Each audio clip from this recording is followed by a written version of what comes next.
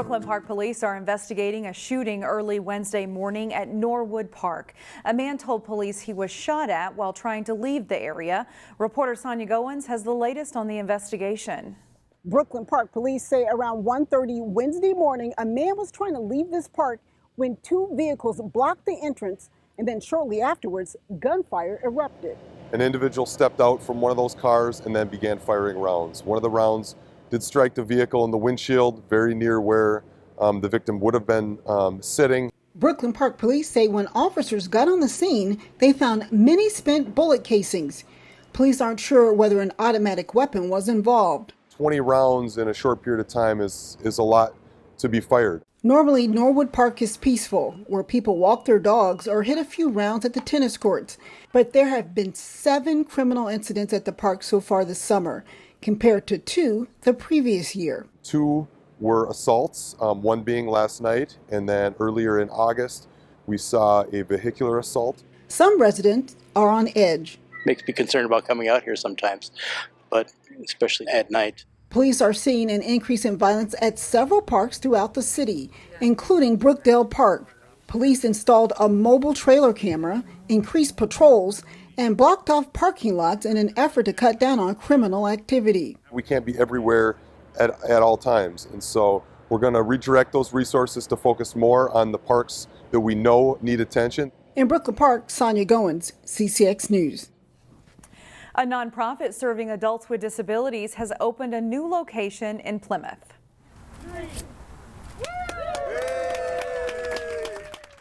Opportunity Partners Carlins Center offers day and enrichment services to adults with autism and other disabilities. They've been located in Plymouth since 1996, but before they always rented out their space. Now they own their new location on 45th Avenue North, which is near the intersection of 169 and Rockford Road.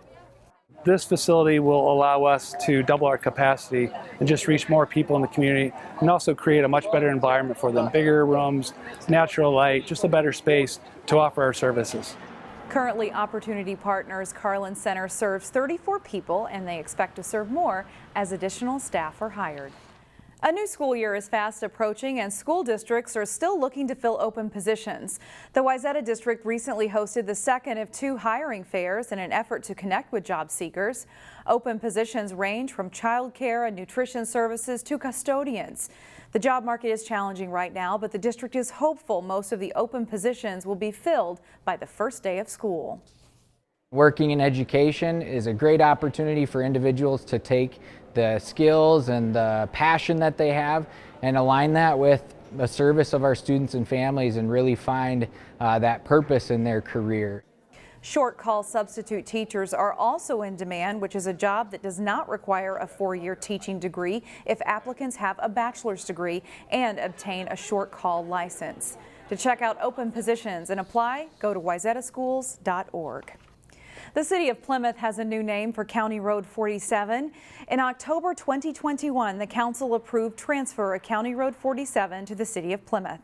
The city asked the public for suggestions for a new name, and the overwhelming majority requested a name that honors the Dakota. A committee conducted historical research and consulted with Dakota linguists and recommended Chankahda Trail, which means near the woods. A Plymouth resident and Dakota elder who was involved with the process said the woods are a natural connection to the road. I would hope that you would follow the advice, I think, of anybody that drives down that road. It's a beautiful road, and there are woods all along the way. The council did approve the name, with some members expressing concern that the new name, Chankahda, might be difficult to pronounce. The Plymouth City Council also took action last night to fill a vacant council seat, and the council chose to appoint former Mayor Kelli Slavik to the role. Slavik served as mayor and on the city council for more than 20 years, and she is a resident of Ward 2. The Ward 2 seat was vacated when council member Nick Rail announced his resignation because he was moving out of the city. Slavik will serve until the term expires, which is just at the end of December. Voters will be electing a new Ward 2 council member this year, and there are 2 people who have filed to run for the seat.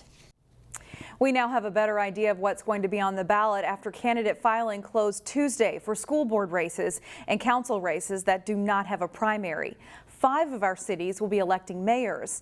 After the primary, we know it will be April Graves and Mike Elliott in Brooklyn Center. And then Brooklyn Park voters will elect their first black mayor, and it will be Hollis Winston or Winfred Russell. In Maple Grove and Plymouth, the incumbent mayors are both running unopposed. That's Mark Stephenson, who has been Maple Grove's mayor since 2001, and Jeff Washy in Plymouth, who has served one term there. In Osseo, Mayor Dwayne Poppy will face council member Alicia Vickerman. And as far as other races are shaping up, we know there's a smaller number of candidates than normal running for school board. There are also several new names on the ballot for council seats in Plymouth. Here's a look at some of the races that you'll see.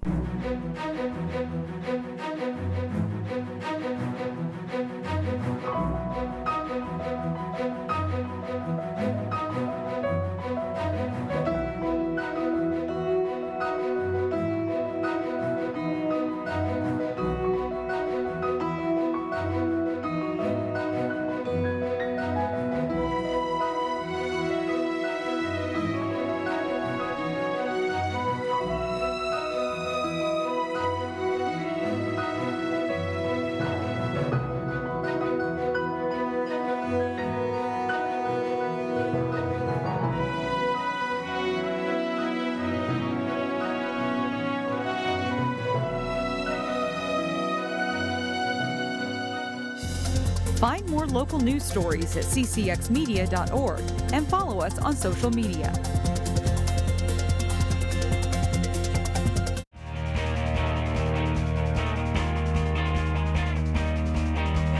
Practices are underway for high school athletes in all sports, with games for some teams starting as soon as next week. One local volleyball team again comes into the new year with high goals. The 2021 high school volleyball season ended with a state championship for Wayzata. Wayzata goes back-to-back. They're state champions again. But that was then. The 2022 Trojans are back in the gym, looking to carve out their own identity.